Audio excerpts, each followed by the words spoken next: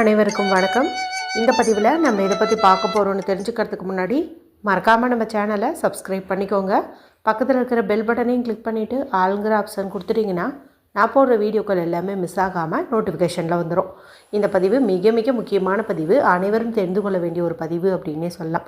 எதை பற்றியது அப்படின்னு பார்த்திங்கன்னா, இன்றைக்கி நமக்கு அற்புதமான ஒரு நாள் அமைஞ்சிருக்குதுங்க. இது கோடியில் ஒரு நாள் அப்படின்னே சொல்லலாம். ஏன்னா ஒரு சில நாட்களில் தான் நிறைய சிறப்புகள் ஒன்றா சேர்ந்து வரும்.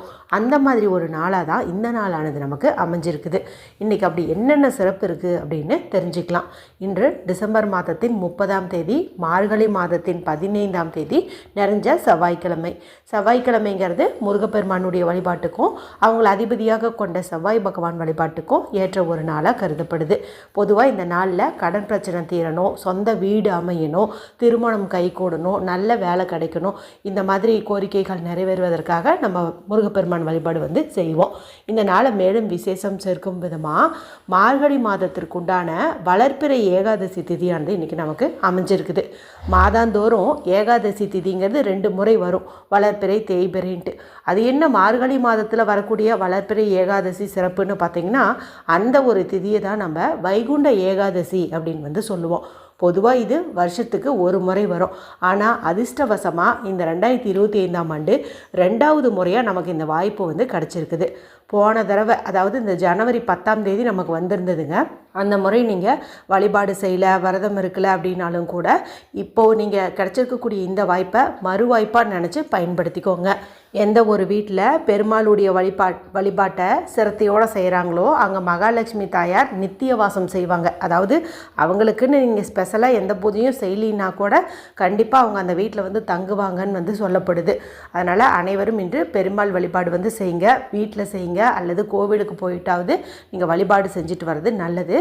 ஏற்கனவே நம்மளுடைய சேனலில் இந்த நாளில் செய்ய வேண்டிய முக்கியமான பரிகாரங்கள் குறித்து வீடியோ போட்டிருக்கிறேன். ஒன்று பார்த்திங்கன்னா குளிக்கும் தண்ணீர் பரிகாரம்.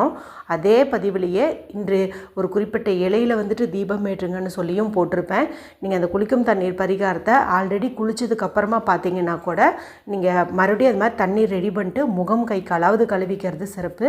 மேலும் அந்த ஒரு தீபத்தை நீங்கள் காலை நேரத்துலையும் ஏற்றலாம், மாலை நேரத்துலையும் ஏற்றலாம். மறக்காமல் ஏற்றிடுங்க. அடுத்ததாக பார்த்திங்கன்னா, இன்று ஒரு குறிப்பிட்ட 5 பொருட்களை ஒன்றா சேர்த்து வைப்பதன் மூலமாக 15 நாட்களுக்குள்ளாரையே நம்ம வீட்டில் இருக்கக்கூடிய கஷ்டங்கள் நீங்கி கோடீஸ்வர யோகம் உண்டாகும்னு சொல்லியிருப்பேன். அடுத்து ஒரு பதிவு பார்த்திங்கன்னா, காலையில் வெறும் வயிற்றில் ஒரு குறிப்பிட்ட 3 வரிகளை சொல்லி தண்ணீர் குடிங்க அப்படின்னு சொல்லியிருப்பேன். இன்றைய நாளில் நீங்கள் விரதம் இருந்தாலும் சரி இருக்காட்டியும் சரி, நீங்கள் அசைவம் எதுவும் சாப்பிடலை அப்படிங்கும்போது மறக்காமல் அந்த ஒரு மந்திரத்தை இன்றைக்கி நீங்கள் சொல்லுங்கள்.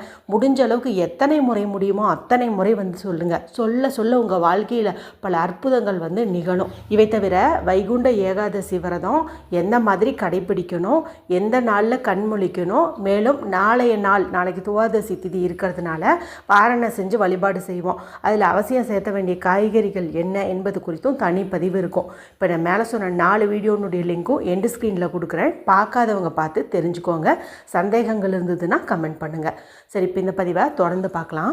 இப்போ நான் சொல்லக்கூடிய இந்த ஒரு பரிகாரம் ரொம்ப ரொம்ப எளிமையாக இருக்கும். மேலும் இதை எந்த சூழ்நிலையில் இருந்தாலும் நீங்கள் செய்யலாம்.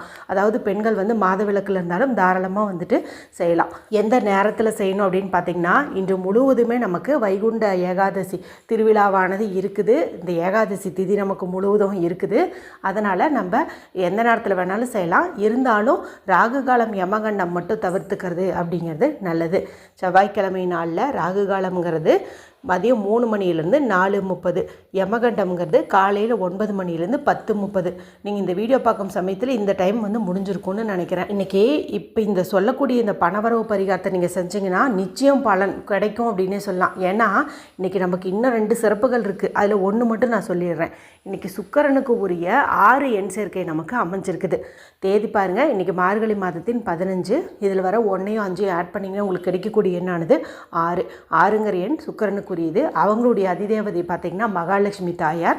சரி, இப்போ பரிகாரம் செய்ய தேவையான பொருள் என்ன அப்படின்னு பார்த்தலாம். எந்த ஒரு கோடும் இல்லாத பியூரான அன்ரூல்டு ஒயிட் ஷீட் ஒன்று எடுத்துக்கோங்க. உள்ளங்கை அளவுக்கு எடுத்துக்கிட்டிங்க அப்படின்னா கூட போதுமானதாக இருக்கும்.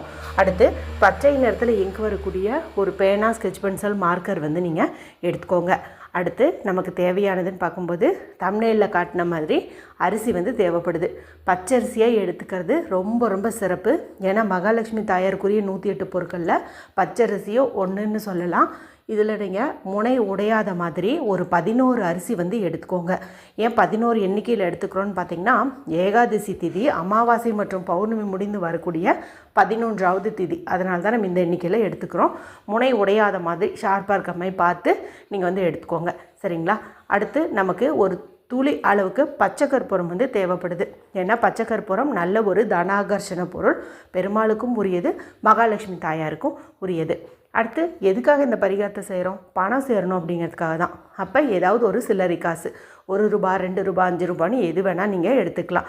1 ரூபா எடுத்துக்கிட்டிங்கன்னா கூட போதும் தான். இதை நீங்கள் சுத்தமான தண்ணியில் கழுவிட்டு ஒரு காட்டன் கிளாத் வச்சு துடைச்சிக்கோங்க. இப்போ நான் சொன்ன இந்த பொருட்கள் எல்லாம் எடுத்துகிட்டு வீட்டு பூஜை அறையிலையோ அல்லது ஹால்லையோ வடக்கு திசை நார்த்து ஃபேஸிங் பார்த்த மாதிரி உட்காந்துக்கோங்க. மனதார பெருமாளையும் மகாலட்சுமி தாயாரையும் வேண்டிக்கோங்க. இன்றைய நாளுக்குண்டான கடவுளான முருகப்பெருமானையும் வேண்டிக்கோங்க. அதன் பிறகு நீங்கள் எடுத்து வச்சு இந்த பேப்பரில் இப்போ ஸ்க்ரீனில் காட்டியிருக்கேன் பாருங்கள், இது வந்து வசுதா சிம்பல். இதை வந்துட்டு நீங்கள் வரைஞ்சிக்கோங்க. இது பார்த்திங்கன்னா ஏகாதசி திதி அன்னைக்கு பயன்படுத்தும் போது நமக்கு அதிகப்படியான வருமானத்தை வந்து கொடுக்கும் அப்படின்னே வந்து சொல்லலாம். மேலும் நம்மளுடைய சேனலில் எப்போதுமே ஏகாதசி திதியை முன்னிட்டு இந்த சிம்பலை வந்துட்டு நான் ரெக்கமெண்ட் பண்ணுறது வழக்கம். ஏன்னா இது பார்த்திங்கன்னா நல்ல சூப்பரான பலனை நமக்கு கொடுக்கும். இதை தான் நம்ம வரைஞ்சிக்கிறோம். இதுக்குள்ளே பாருங்கள் 4 ஸ்பைரல் சிம்பல் வந்து கொடுத்துருக்கேன். இது நல்ல ஒரு மன ஓட்டத்தையும் பணவரவுக்குண்டான வேகத்தையும் வந்து கொடுக்கும். மேலும் இந்த சிம்பலே பார்த்திங்கன்னா ஸ்வஸ்திக் சிம்பல் மாதிரி தான் இருக்கும். மேலே அந்த கார்னர் வந்துட்டு இங்கே ஜாயின் பண்ணியிருப்பாங்க. 4 திசைகள்லேருந்தும் நமக்கு பணத்தை ஈர்த்து கொடுக்கும் அப்படின்னே சொல்லலாம். இதை நீங்கள் வரைஞ்சிக்கோங்க.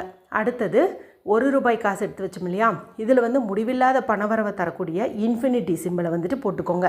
இது சாதாரணமாகவும் பயன்படுத்தலாம். இருந்தாலும் நம்ம கொஞ்சம் எக்ஸ்ட்ரா பெனிஃபிட் கிடைக்கணுங்கிறதுக்காக இந்த சிம்பிளை வந்துட்டு பயன்படுத்திக்கிறோம். இப்போ என்ன பண்ணணும் அப்படின்னா, இந்த பேப்பரில் நம்ம வரைஞ்சாச்சு. இந்த பேப்பருக்கு மேலே இந்த 1 ரூபாயை வந்து வைக்கணும். இதுலேயும் வந்து இன்ஃபினிட்டி வரைஞ்சாச்சு, இதை வச்சுருங்க. இதுக்கு மேலே இந்த 11 அரிசியை வைங்க. அதுக்கு மேலே பச்சை கற்பூரத்தை வந்து வச்சுருங்க. இப்போ இது எல்லாத்தையும் தூக்கி உங்களுடைய இடது கையில் வச்சுக்கோங்க. வலது கை கொண்டு மூடிக்கோங்க. நான் சொல்லக்கூடிய இந்த மணி அஃபர்மேஷனை எத்தனை முறை முடியுமோ அத்தனை முறை வந்து சொல்லுங்கள். I attract more money easily and effortlessly.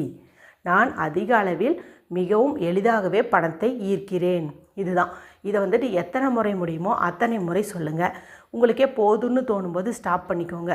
உங்கள்கிட்ட நிறைய பணம் சேருது, வர வேண்டிய பணம் கைக்கு வருது, வீட்டில் நிரம்ப பணம் இருக்குது, இந்த மாதிரிலாம் வந்து அவசியமாக இமேஜினேஷன் பண்ணுங்கள்.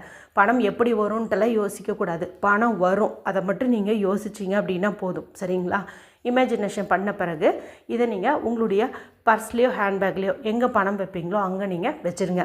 ஏதாவது ஜிப்லாக் கவர் இருந்துச்சுன்னா அதுக்குள்ளே கூட இந்த பொருட்களை நீங்கள் போட்டு உங்களுடைய பர்ஸில் வந்து வச்சுக்கலாம். இப்போ உங்களுக்கு ஒன்று ரெடி பண்ணிட்டு உங்கள் கணவருக்கு ஒன்று ரெடி பண்ணிட்டு அவருடைய பர்ஸ்லேயும் கூட நீங்கள் இதை வச்சிடலாம். இதை நீங்கள் மாற்றணுன்னு அவசியமே கிடையாது. அப்படியே வந்து வச்சுக்கோங்க. இந்த பேப்பர் டேமேஜ் ஆச்சுன்னா மட்டும் இதை எடுத்து கால்படாத இடத்துல போட்டுருங்க. அதிகபட்சம் 1 மாதம் வரைக்கும் வச்சுக்கோங்க. 1 மாதம் கழித்து இந்த காசை நீங்கள் மங்கள பொருட்கள் வாங்கிறதுக்கு பயன்படுத்திக்கோங்க. பச்சை கற்பூரம் காற்றுல கரைஞ்சி போயிருக்கும். இந்த அரிசியை நீங்கள் எறும்புகளுக்கோ பறவைகளுக்கோ தானமாக கொடுத்துருங்க. ரொம்ப ரொம்ப எளிமையான பரிகாரம். இதுக்கு முன்னாடி நான் இதை சொல்லி நீங்கள் செஞ்சு பலன் கிடைக்கலைன்னா கூட இந்த நாளில் நீங்கள் செய்யும்போது பலன் நிச்சயம். அவசியம் ட்ரை பண்ணி பாருங்கள். வீடியோ பிடிச்சிருந்தால் மற்றவங்களோடையும் ஷேர் பண்ணுங்கள், லைக் பண்ணுங்கள். மற்றும் ஒரு பயனுள்ள பதிவில் உங்களை சந்திக்கிறேன். நன்றி, வணக்கம்.